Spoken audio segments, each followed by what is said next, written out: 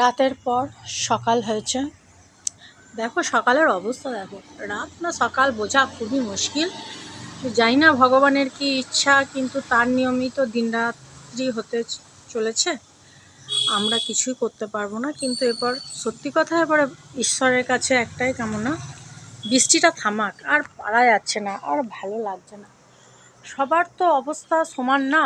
কিছু কিছু মানুষ যারা মাটির বাড়ি, দিন আনা দিন খাওয়ার মানুষ, তাদের, আমাদের মতো মানুষ, মধ্যবিত্ত মানুষরা তো হিমশিম খেয়ে যাচ্ছি। তাদের কি অবস্থা!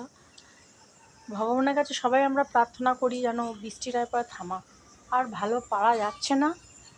চলো সকালে এরপরে সবাই যে যার গুরুর আশীর্বাদ নিয়ে সকালের কাজ শুরু করি।